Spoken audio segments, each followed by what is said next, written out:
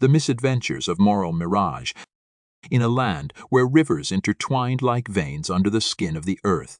The destiny of communities flowed along with the ceaseless current of water. The settlements of Rivertown and Streamside stood on either side of a historic water source, their existence tethered to its liquid bounty. The water source was their lifeblood, a silent witness to their shared history, a bubbling, gurgling chronicle of their intertwined destinies. An old agreement, forged in the crucible of past circumstances, allocated a slightly larger portion of the water to Rivertown. It was a parchment of peace, drawn in a bygone era, intended to quell the ripples of discord that once threatened to engulf both communities in a deluge of strife. Yet as the sun cast long shadows on the water, reflecting the passage of time, the agreement morphed into a symbol of discontent in the eyes of Streamside, particularly their astute leader, Sir Vale. Sir Vale was a man of compelling rhetoric and a face sculpted with stern, yet charismatic lines.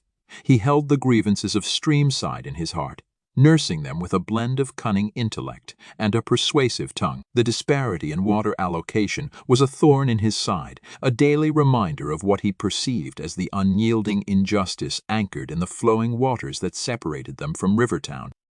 On a morning where the sky was a palette of soft pastels heralding the dawn, Sir Vale gathered his council in the heart of Streamside, by the very banks where the water gently kissed their land. His eyes swept over the faces of his council, each one a reflection of the discontent that simmered within.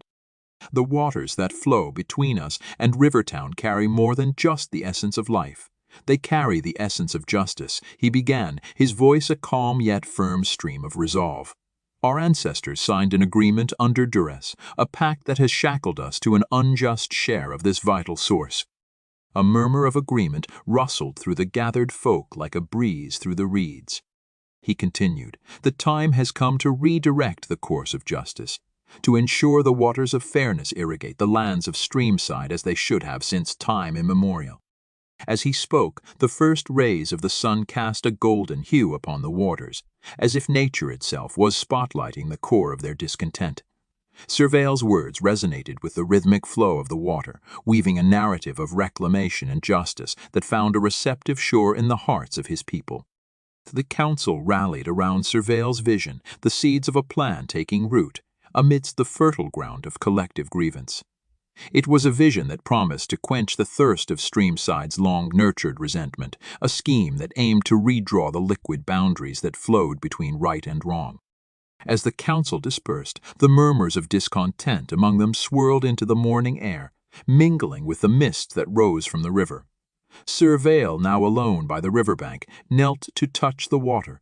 It was cool, a stark contrast to the burning resolve that simmered within him. He could almost hear the whispers of the past rippling through the gentle flow, urging him towards what he deemed as retribution.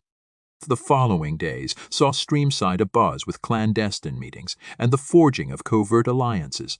The plan was simple yet audacious, to subtly alter the course of the stream that fed the shared water source, diverting the flow entirely to their land. The guise of historical reparation was their shield, a moral cloak under which they would operate. Under the veil of darkness, Sir Vale and a select band of loyal followers set to work. With shovels and pickaxes, they toiled under the ghostly glow of the moon, their shadows dancing on the water like specters of the old grievances that fueled their cause. The night air was thick with the anticipation of a rectified injustice as they meticulously worked on rerouting the watercourse. As dawn cast its first light, the water started to veer towards Streamside, a silvery serpent changing its course under the influence of Sir Vale's orchestrated endeavor. Rivertown awoke to the sight of receding waters, a slow realization of the shift in liquid fortune dawning upon them. In Rivertown, the town crier's bell tolled urgently, its clanging knells echoing the alarm that spread through the community. The village head, Lady Fair, a woman of grace and foresight, summoned her council. The square was abuzz with anxious whispers as the Rivertowners gathered, their faces etched with concern under the soft glow of the morning sun. Lady Fair stood before them, her countenance a blend of calm resolve and simmering indignation. Our neighbors have laid claim to what is rightfully shared, veiling their greed under false pretenses of reparation. She declared, her voice a steady stream flowing over the crowd, instilling a sense of unity among them. Our course of action must reflect the principles that bind us: fairness, respect, and a just share of nature's bounty. She continued, her gaze sweeping over the gathering, each face a reflection of the unwavering resolve that united Rivertown. As her words resonated through the square, plans were set in motion to restore the original water flow, to undo the clandestine acts of Streamside. The Rivertowners, bound by a shared sense of justice, rallied to undo the wrong, their collective effort a testament to the enduring spirit of fairness that had long defined their existence.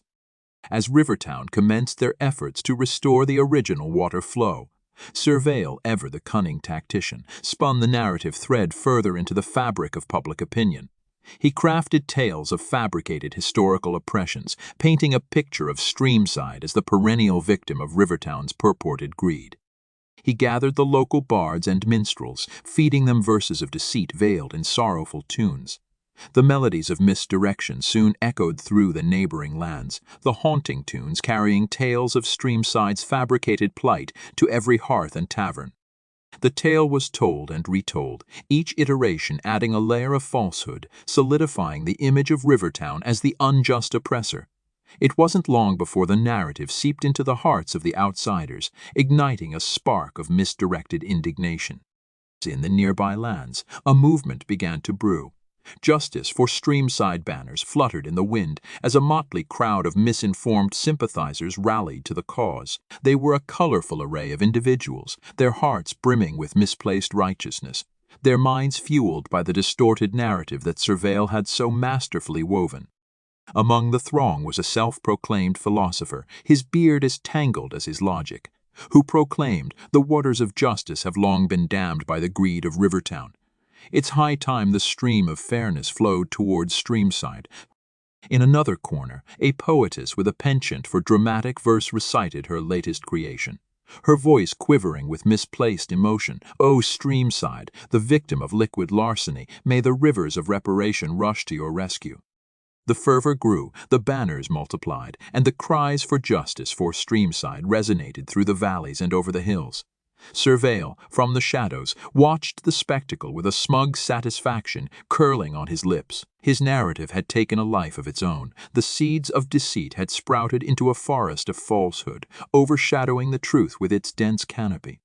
Meanwhile, in Rivertown, Lady Fair and her council worked tirelessly, their days filled with meticulous planning and their nights with fervent prayers for justice.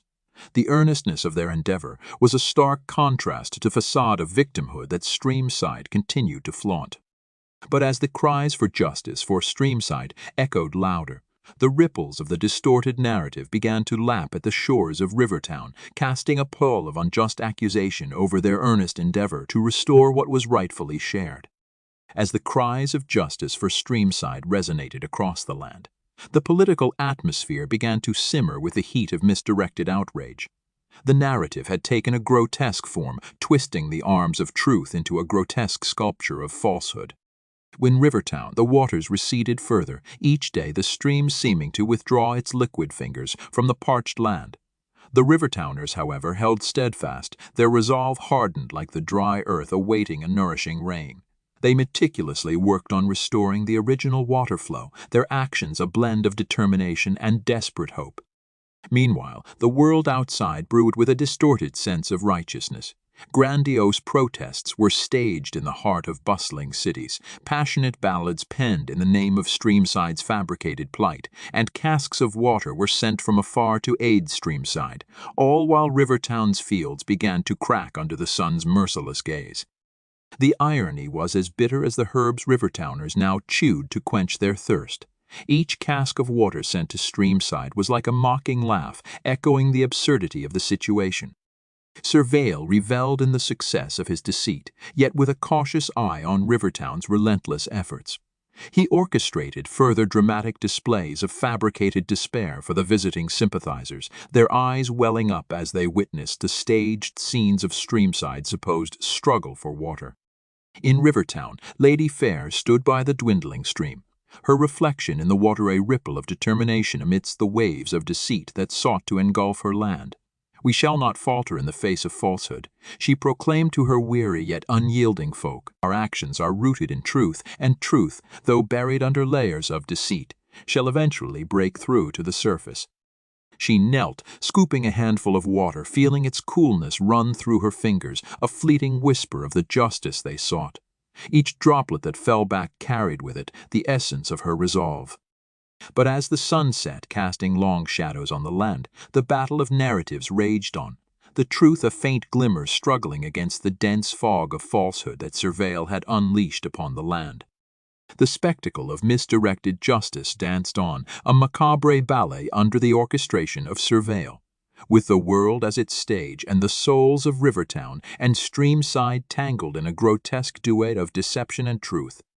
As the eyes of the neighboring lands turned towards the ongoing struggle between Streamside and Rivertown, the echoes of justice for Streamside began to wane, replaced by a murmur of uncertainty that swept through the masses.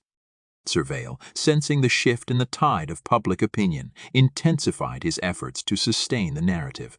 He orchestrated a grand assembly, inviting the sympathizers and the curious from far and wide, planning to deliver a speech that he hoped would reignite the cause of Streamside.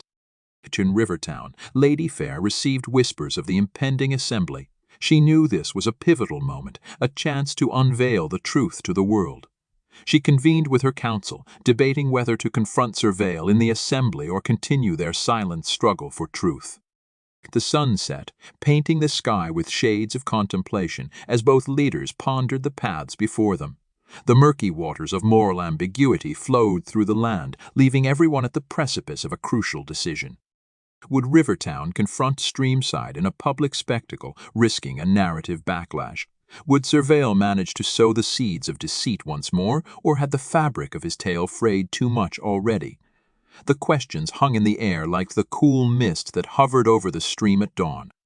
As the night descended upon the land, the stars above twinkled with the reflections of the undecided future, each shimmering light a silent witness to the crossroads that lay ahead for Rivertown and Streamside.